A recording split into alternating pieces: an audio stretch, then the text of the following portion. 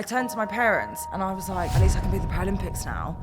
I did not nearly die not to do this. Yeah, you saying that gives me goosebumps right now. It's all about energy, isn't it? I was really happy, and never did I think that later that day I'd be getting electrocuted. So for me, doing a challenge like that, it's just a nice little test to check in with my mindset, to realise how strong I actually am. On September the 29th, 2017, 20-year-old Millie Pickles, a netball-loving student, was living her best life at Bournemouth University. But she had an accident that would change her life forever. Millie was electrocuted. The current ran up her right leg, travelled across her pelvis before exiting her body down her left-hand side and out of her big toe. Millie's surgeon initially thought she would have to lose both legs, but fortunately, they managed to save one and a half of them. This meant she needed her right leg amputated just below the knee. Not only that, but she also lost 2 toes from the foot they managed to save. She was in hospital for 2.5 months and had to learn to walk again using a prosthetic. I'm really pleased to say that 6 years on, Millie is absolutely thriving. She's been highlighted in Cosmopolitan. She's been a front cover star. She's also been talked about in The Telegraph for all the amazing work she does around women's sport. And it's an absolute pleasure to have her on the podcast. How are you? I'm good. Lovely intro, so thank you for that. Thank you. I just about got through it. There's a lot there, isn't there? Your story is amazing. Let's start with before the accident. Can you tell us a bit more about what your life was like before it all happened? Yes, I was at university and I was just going out, having fun, living life, as you do as a 20-year-old student. And I just had no care in the world, really. I was just having fun. And my whole entire life, I've been very sporty. So I was on the lacrosse team at university. And I was just that sporty kid at school that was just told off for talking too much in class. And I'm the youngest of 4 as well. So growing up with my siblings, I always wanted to just grow up at their age, so I was always trying to, be in the know with the next cool thing to do. But I was always a pretty happy kid, to be honest. Yeah, I've got one brother, younger brother, so it's just me and him. But I don't know about you, did you grow up fighting at all? Because we was a very, rough and ready in the house, out in the garage, fighting each other and stuff, but maybe that's just me. I love that. We're more football. I was goalie. So, yeah. They stuck you in goal? Yeah, I was in goal. And I think I was pretty good, actually. I do. I grew up with a sister and we fought a lot, Jodie, so we obviously have a similar background there. Fights? Pulling hair? Yes, exactly. Stuff like that. Stuff sisters would do. So, obviously, things changed that day back in 2017. Can you remember much about what happened? I was working at Chelsea Football Club on my placement year, and that day I was preparing for a Man City game that was the next day, and I was so excited because I was 2 months into the day of working there, and that was my first match day that I was working. So I was just getting everything ready, and I was so happy, and I actually woke up that morning the happiest I'd ever been, and I bought the whole office Krispy Kremes because I was just in that Feel Good Friday mood. I love that. Yeah. But everyone's like, Feel Good Friday. Yeah. I'm like, that's cursed for me now. It doesn't. Fridays have never been the same. No. Well, I like Fridays to be fair, but but yeah, I just was really happy, and never did I think that later that day I'd be getting electrocuted. So it's pretty wild. You had to have your leg amputated after being electrocuted. Was that your decision? How did that conversation come about? So when you're internally burning, you continually burn for weeks. So it felt like I was being electrocuted for over 2 weeks because I didn't have my leg amputated until 2 weeks after my accident.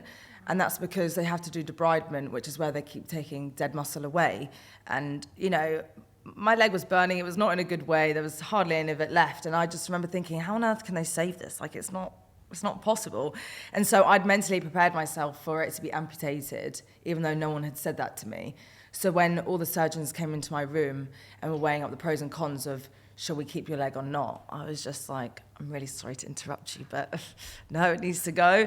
And he was like, Millie, are you making the right decision? I said, yeah, I just want to get back to my life. Because when you're young, you're 20 and you just want to be living life. All my friends at uni going out and I'm stuck in a hospital bed. Let me just crack on with my life.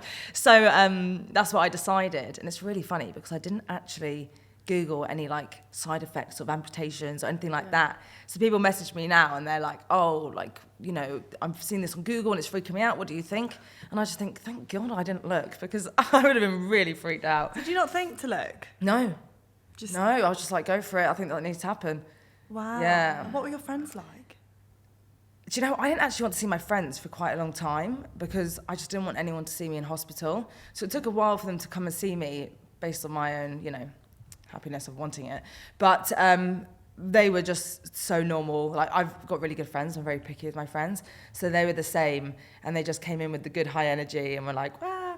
And I just remember the first thing I said to them, because I always was trying to think of something positive that I could get from the situation. So when I first saw them, I was like, guys, I get a blue badge, I get to park in double yellow. True. And it helped be more positive. So, yeah, it was just pretty normal with my friends. That's such a nice mindset to have, I think, being that positive and not worrying about any kind of side effects. You're one of a kind in that regard, I think, Millie. Yeah. Do you know what, though? When all the surgeons left my room, I turned to my parents, and I honestly, I cannot believe that I did this, but I turned to my parents, and I was like, oh, you know, at least I can be at the Paralympics now. That was the first thing that I said to them. Wow. And, like, I had a few tears, and not even many. And I think it's just because my brain, I was trying to think of something that I couldn't do before that I could do now just to make myself feel happy. Yeah. Rather than being like, oh, woe is me. But, like, I can't believe that me, as 20 years old, like, was able to do that. Yeah, 20 years old. That's Yeah. like young to make a decision like that, and you did it so easily. Like, Yeah. if that was me, I feel like I would be overthinking it. I wouldn't know where to start, but you just seem to want to crack on and make a positive out of it. Yeah.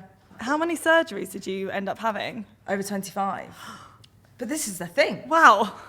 This is the thing, right? People are like, oh gosh, like even when I was in surgery, good luck with your surgery, and I was thinking, I love surgery, what are you talking about? Because I was stuck in a little side room, right? And I was on my own and I was bored. And so anytime I got to go down to the 4th floor, which is where the surgeries were, I'd be wheeled out in my bed. All the nurses would be like, bye, Millie. And I felt like the queen. I was like, bye. And then I'd be going down to the 4th floor, seeing all the anaesthetists. And because I had so many surgeries, I knew them all really well. So I was like, how was your holiday? Did you have fun? And then there's Winnie the Pooh on the ceiling, and then they put drugs inside of you that make you feel sleepy, who doesn't like to sleep. And then I wake up, and my parents greet me with a Subway. Like, that was the routine every single time. So I just, again, made it like a nice, fun experience, rather than thinking, oh my God, what if I wake up in my sleep? What if this happens? And when they read all the risks out to me, it was like it went, whoop. I was just like, yeah, cool, but how was your holiday, though? So, like, I actually really enjoyed surgery. In terms of rehab, then, so you're loving life in hospital. What was the rehab like? Was it really intense? Was there a long time that you couldn't walk? So I came out of hospital on the 6th of December 2017. So I was just happy that I was home for Christmas. And I was in a wheelchair until I think about the 12th of January. I got my prosthetic leg, and I wasn't allowed to take it home straight away. I had to practice with them. I had a walking stick. And the thing is, they said because I'm really determined and I'm young that I adapted really well. And so my physio was cut short. So I think I only had it for like a month. And they told me to gradually use the prosthetic leg. So, you know, wear it for 20 minutes and just increase the time. But I think I coped well because as I was electrocuted and internally burning, it's having that injury, it's a blessing and a curse in a way because I don't have much feeling in my amputated leg. So a lot of amputees feel the bashing of the prosthetic, whereas I don't really feel that. I just get really bad phantom limb pain. So for me, I don't know I'm in pain until it's too late. So I've ended up in hospital before having surgery due to an infection that I didn't know was there. So I have to check my leg a lot more. So I was good with the physio and recovery initially with learning to walk. But that's just something I have to think about long term. With surgery and stuff, there's like a couple of weeks where you're so limited in what you can do and like all passive stuff, and there's so much more that goes into the rehab. And then something like when you've had like 25 surgeries, I didn't know like every time sort of how the rehab would be and if it's similar or if it's longer and stuff. I feel like a lot goes into rehab more than people think. How do you feel about it mentally? Do you struggle with it? I think for me, I got sort of a injury earlier on when I was like sort of 15, and I think that straight away sort of I cracked on with it, and I think that's my mentality, and I think you're very similar as well. Try and find the positive in it and stuff. Yeah. So I think as I've got older, I'm better at like finding sort of the small wins in each sort of part of the rehab process and stuff. Yeah. But I appreciate not everyone may be like that or find it a lot more difficult to try and find the positives. But Yeah. I feel like you have to fake it till you make it sometimes as well. Like, Yeah. even if you're having a really bad day in rehab, you just have to, it's fine, I've got it, you know, Yeah. just little things like that. But, I feel like it can come naturally, but it also is just telling yourself over and over and like Yeah. changing the way that you think. Because obviously I have negative thoughts too sometimes, but it's just like, how quickly can you take that negative thought, turn it into a positive and act on it? When you had this accident, was there anyone that you could kind of turn to online? Was there anyone who had an amputation that you thought I could reach out to and ask a few questions? No. So I didn't know anyone, and I tried to find people on social media. I was typing in #amputee, all of this, and there was no one. I was struggling with that because I just wanted to see where I'd be in however many years, and the fact that I didn't know, it wasn't very reassuring, right? So I was just kind of trying to go along with it and make myself feel good. I'd be Googling amputee exercises in the gym because I needed to get strong, and there was nothing, and I just felt quite lost. So I was having to navigate all of this on my own. And I remember the first book I read when I came out of hospital was a book by Henry Fraser, who got paralysed from the shoulders down. And even though it was completely different circumstances, that helped me because I related to it a lot, like things that his mum said and my mum said, and that felt comforting. But in terms of actual amputees, there wasn't anyone that I could find. Wow. I bet that can be like really isolating. And I mean, did that almost like spark you to want to start in social media and maybe do it yourself so that other people in a similar position can, you know, just have that support, for example, what you didn't have? Yeah. Well, with social media, I kind of accidentally started it, but once I started it, I knew that's what it was. Yeah. So I just knew when my accident happened that I learnt the value of life, and I thought I don't want to be loved working at Chelsea, but I don't want to work for a company, and you know, I want to make an impact. So I just didn't know what that was. Yeah. And so when I started posting on social media, and the first video that I did, it got like 1.7 million views, and I was like, what the hell? So I just really went for it, and it was just more of a fun thing. And then I realised, hang on, there's an opportunity here, and I can help people, and I want to be the person that I never had. And then TikTok was a perfect platform for that because it's very, very inclusive. So then people were finding me, and then now there's a huge amputee community. And when people say to me like, oh my God, you helped me so much, like, you know, and essentially the person that I didn't have is me, and people tell me that, it means the absolute world. So I think I found my way through it, essentially.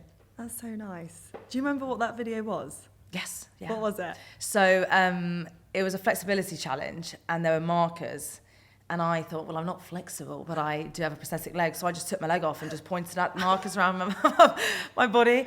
And everyone was like, that's a cheat code, you're cheating. Da-da-da. And I was like, am I though? All I don't engagement think is good engagement as far as I'm concerned. Yeah, literally. It helps. I mean, did you say 1.7 million? Yeah. That's amazing, the reach that I couldn't believe got. it. Thing is, it was to upload onto Instagram, and I just literally downloaded the app because my sister had it. She was older, so I thought, well, I must get it then, you know, if it's not for children. And yeah, I just downloaded it, uploaded this video by accident, was trying to figure out how to save it, and then it got 1.7. I was like, what on earth? And it just spirals? Yeah. Did you start making, I don't know, a schedule of when you wanted to post? No, I was just making sure I did it every day. But what was funny is I was obviously working at Chelsea Football Club at the time, and it was my little secret. No one knew. So it was when I was in meetings, and people would be like, Millie, I saw you on my TikTok. I'm like, no! But yeah, no. I just made sure that I was doing it every day. And at that time, I wanted to be in the Paralympics. So I was getting up at 5, training for that until like 7, then starting work at 8 at Chelsea, worked till 6 p.m. Then I'd be filming content till about 10. And this was in lockdown, right? So I was doing that every day, and I lived with my parents, and they were like, we never see you, because I was just grafting like crazy. But I'm glad that I did now, because it paid off, and now I do this full time. But yeah.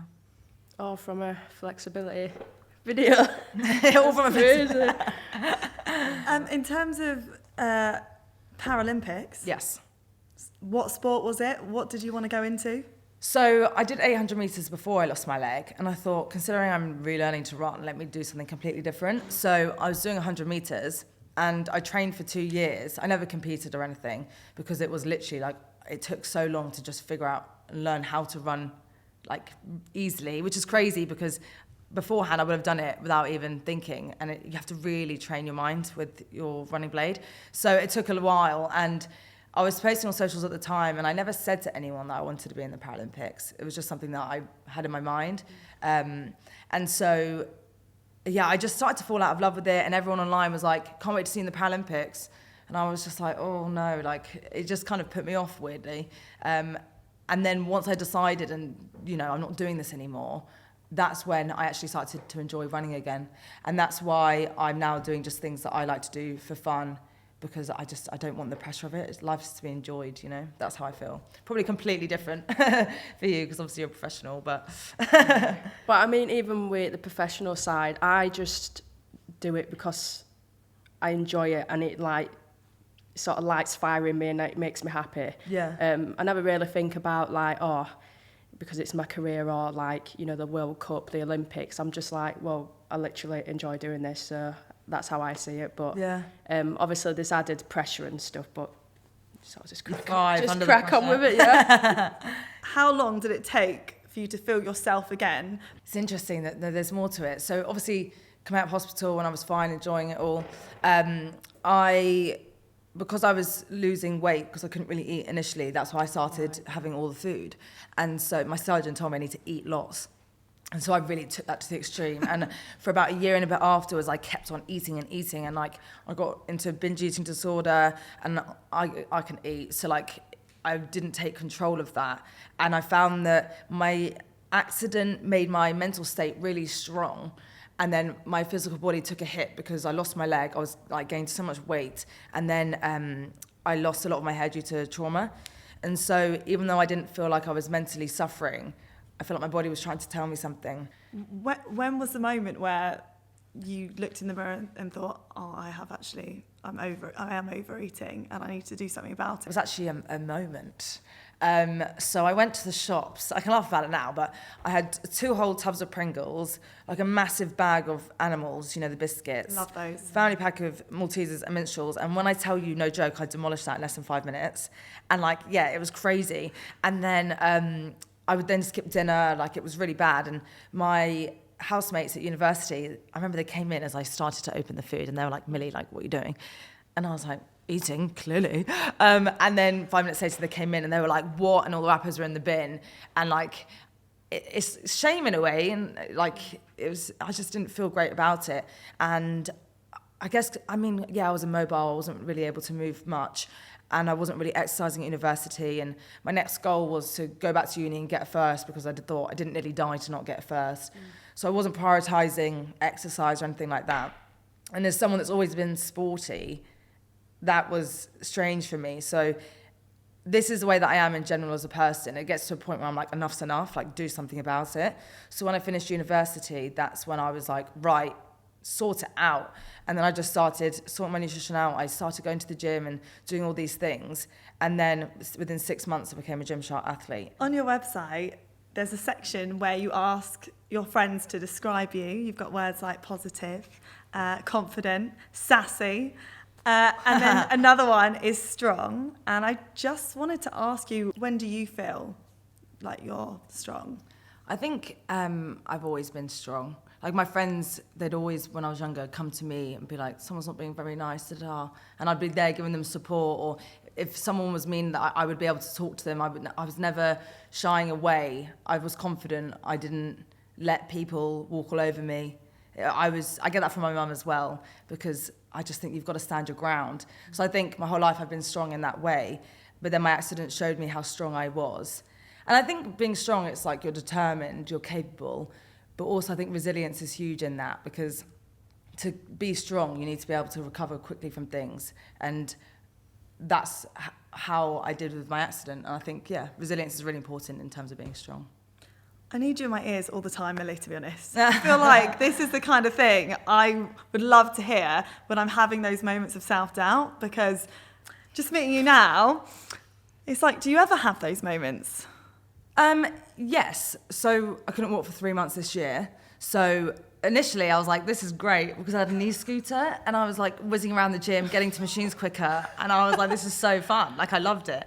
And then the moment my prosthetist said that I can't use a knee scooter, I was like, no. And I had to use crutches, and I didn't have a wheelchair at the time. And so I was living on my own, like I moved in on my own in January. I didn't have support there. My rubbish bins got stuck in my flat for 4 days. I couldn't even go and buy milk. And I just felt really like, oh my gosh, this is not what I want.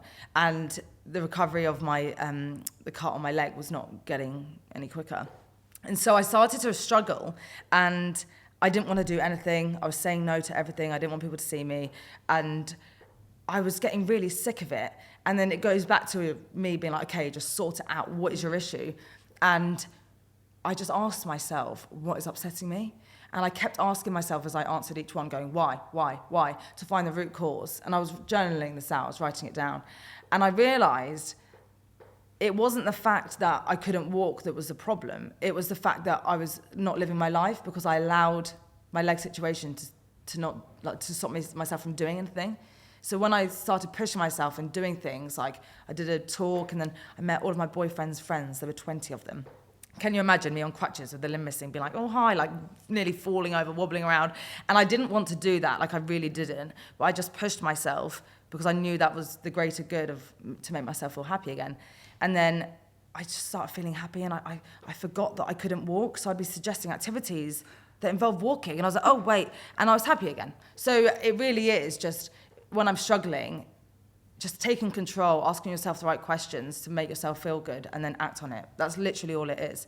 Before we went live, I was talking to you, Millie, about your boyfriend, because very recently you did a really impressive run, the Red Bull 400. It's the steepest uphill climb. You did that with Liam. What made you want to do that and do it together? So I hadn't heard about it until like a month before, and Red Bull very kindly said, do you want to do it? And they sent me this promo video, and I was like, oh my God, yes. I can't not. So I just trained for 6 days. So it's the world's steepest 400 meter race, and it goes up to an incline of 78 degrees. And so for me, I honestly, like, as an amputee, you avoid rocks, you avoid hills. Even if I'm doing the smallest hill, I'm holding on to people for support, and yet I'm going to do this crazy thing. And I think for me, doing a challenge like that, it's just a nice little test to check in with my mindset, to realise how strong I actually am. Because practice what you preach, right? And I have to see if I'm still on track. And I think when you do a challenge like that, the self-belief that it gives you is crazy. Because, you know, proving yourself to do something that you thought was impossible makes you believe in yourself so much, and then you want to go and conquer things in general. And now in everyday life, if I'm doing something, I'm like, Millie, if you can do the hill, you can do this, come on. And it's just like having like a, you know, history of proving to yourself that you are capable that really helps you succeed in life, I think. So I like doing crazy stuff like that, which is why I'm now doing the London Marathon. That's amazing. Yeah. I've watched your vlog, because you vlogged about it, didn't you? Yes. And you got so emotional after you watched Liam do it. And in your vlog, you say, you know, it's about looking back at how far you've come, and you hadn't even run the race at this point. It was quite a big moment for you physically and mentally. Yeah. So in true Millie style, the whole time, I was like, I'm so excited. I can't wait. I saw the hill the day before, and I was like, shall I run up it now? And so I was just feeling really good about it. And then, so my boyfriend went first. He was the first race, and I had mine in 2 hours. So I was going up to the top to, you know, welcome him at the end. And then I was told that no, my race was in an hour. And so that instantly threw me off mentally, because I wasn't ready for it. So I was thinking, oh my gosh, because then I was thinking I didn't have enough time to go up, wait for him, come down, sort myself out. So that was going through my mind. And then I started crying because I thought of this, you know, when I literally just came out of hospital, I couldn't walk up the smallest ramp that was like 5-degree angle, like it was nothing. And I was so weak, I couldn't even stand up straight. And so there I am on the ski lift looking at this crazy hill that I'm about to do. That made me feel emotional, just how far I'd come. And then I got to the top, waiting for my boyfriend, and he's really strong physically and mentally, right? So he was a mess. The vlog doesn't even do it justice. Like, he couldn't walk, he couldn't speak, he dropped his drink all down him. And I'm there thinking, oh my God, like, you are so strong physically and mentally, and you don't even have an amputated leg. Like, what am I going to be like? What on earth? So I was crying because of that. And then I had 20 minutes to go, so I had to quickly go and sort myself out, because I had to really prepare my leg for the sweat. and then I walked into a glass door, then my sunglasses broke. Like, I was a mess. And then I started getting ready, and then I had 2 minutes to get to the line. And then once I got to the line, I realised I didn't have my number, which was a 5-minute walk away. Yeah. So someone had to go and get it for me. And then I got my number. I was doing it up. And the speakers were like, Millie Pickles, because I was the first amputee to ever do it. So then everyone's staring at me. And I was like, oh, my God. And then 10 seconds to go, and the shot of the gun went off. And I was just like, oh, my God. And I was just, the whole time, I was like, Millie, like, you're amazing, you've got this, you could do this, and just giving myself positive affirmations. And then, when I was doing the race, I actually felt really chilled. So I think I needed that crazy hour before to let out all these emotions to then focus. I mean, that sounds like an emotional roller coaster. I mean, before even starting the race, to go through all that, and then to suddenly do this crazy challenge as well. Yeah. But, I mean, I remember watching it and I literally got goosebumps, like, at the end as well, and everyone was, like, cheering as well. I mean, even just stuff like that literally could just set, like, a fire in you just to get it done. But I just thought it were pretty amazing. And thank you so much. I wasn't much. even there, and I was just like, go on, lads. Oh, So, I feel like the video replicated what it was actually like really well, to be fair. Oh, it was like we were there. I Yeah, loved it was it. amazing. And I loved it when you said, I did not nearly die not to do this. Yeah. So is that a mantra that you are living by? You are not letting it control you at all? Yeah, you saying that gives me goosebumps right now. Like, it genuinely is. I just think life's so short, and it was so nearly taken from me. And that's why through my content, I want to, like, motivate and inspire people, because I nearly died. You don't have to. Go live your life like I am. And I think that's the number one way in impact that I had from my accident. I just have this thirst like crazy to just do everything and say yes to opportunities, because life is literally too short. It's all about energy, isn't Yeah. it? Like, sort of energy you get off people and stuff, so... You're also running the marathon. So where did that come from? What made you want to do that? And I guess that's next year. So what's the training like? So I wanted to do it for ages. It was one of those things, it's like one day I'll do it. And if I keep pushing it off, then it's never going to happen. So after the Red Bull 400, I was like, I had the challenge bug. And I was like, what's the next thing? So yeah, I chose the London Marathon. So I've done 3 runs so far. I'm about to do my 4th today. But I've been really shocked at how good I've actually been. Like, I did not expect it at all. So I'm just waiting to feel properly challenged. I say that, but it's literally been only week 1, and I've done about 4 kilometres. But That's amazing. I'm proud of myself for doing that alone. So I think each week I'm just going to take it as it comes, and hopefully the 42 kilometres will look after themselves later on. You keep yourself accountable really well. And I've seen on your social media that you have, is it like targets for the day that you set yourself, goals? Yes, goals. That's the word I was looking for. Yes, I do like a week review, a week plan, a month review. Like, I like to do that because, again, I sound like such a weirdo, but you can see patterns throughout time. So it doesn't take long. I just created a whole sheet of paper and I just fill it in at each day, week, month. And then you can see patterns in, like, how productive you're being, how you're feeling, you know, how you want to improve each week, something that is getting to you. Like, you just notice patterns, and I think it's so important because then you can then work on rectifying it rather than just living life and not being too happy and not really doing anything about it. It just helps me be more intentional with my life. So how did you, like, get into that? Because, like, do you know, like, for myself, I haven't, like, journaled or anything like that, or, like, did it feel a bit unnatural doing that, starting it, or was it the case of, like, right, I'm just going to start some little goals and then go from there and expand on that?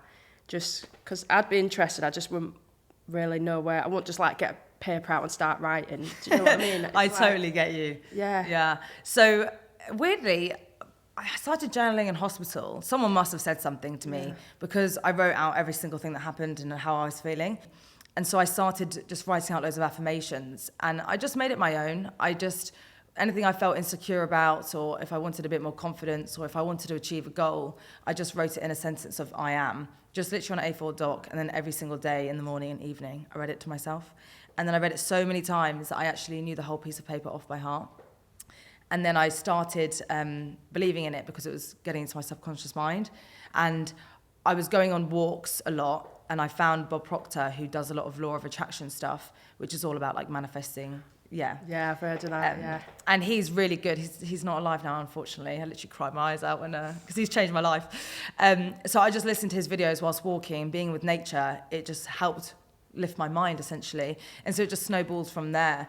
And now I visualize a lot as well. Visualization is key because you do it without even realizing it, right? Like I was listening to a song yesterday and I was imagining just staring outside the window, me finishing London Marathon, nearly started crying. So like, I just do it naturally all the time, but you can do it intentionally as well. But maybe for anyone who hasn't done that, i.e. me, where would I start? I would literally just write down everything that you feel insecure about or goals that you want to achieve. Just brainstorm and dump it. You might not even realize what you're insecure about because if you don't have the awareness, you won't know. But I think awareness is key because as you go about your day, if you notice something slight, write it down straight away. So just having the awareness of what's actually going on inside your mind, writing it down. And then if you do that for like a week, then be like, okay, and then transform those sentences of whatever you've written into an I am statement that is positive as to why you can do that thing, or like, I'm confident, I'm beautiful, I love myself when I look in the mirror, like anything. And then just keep telling yourself that over and over. And people, they try it for a few days and they're like, it doesn't work for me, it's not working, I don't believe it. But the point is you just keep on doing it over and over until it hits your subconscious mind, and then you will believe it.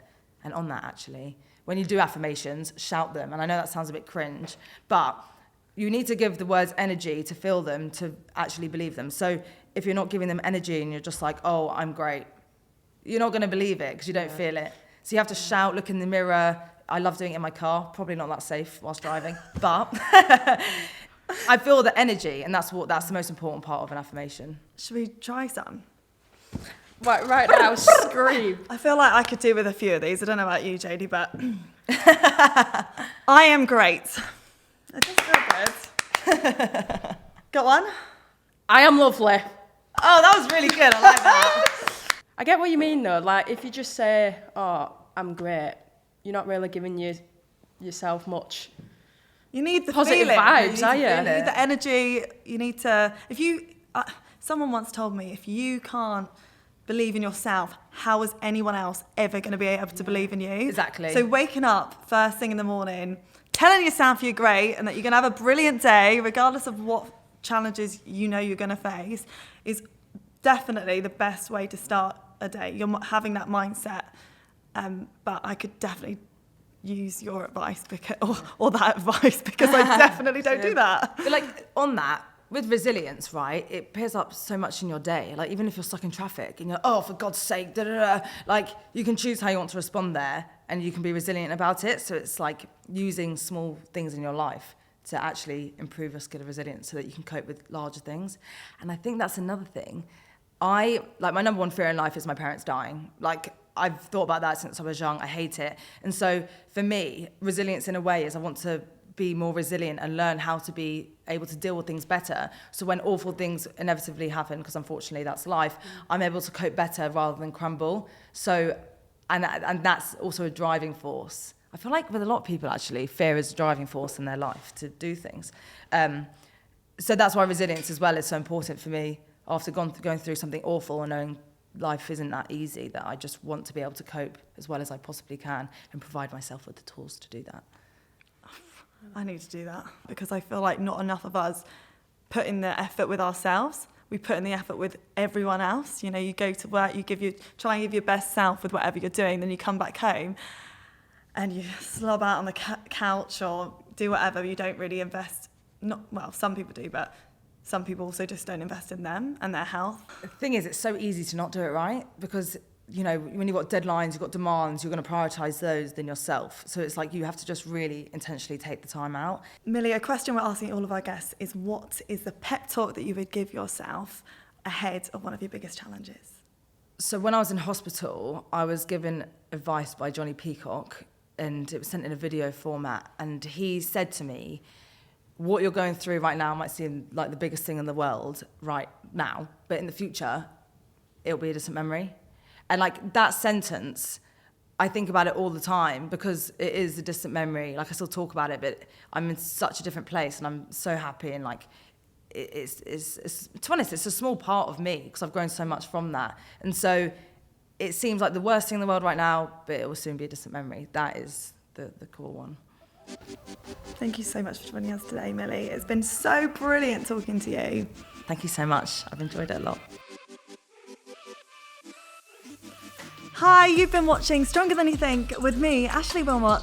And me, Jodie Ounsley. So why don't you give us a like and subscribe so you don't miss out? Go on.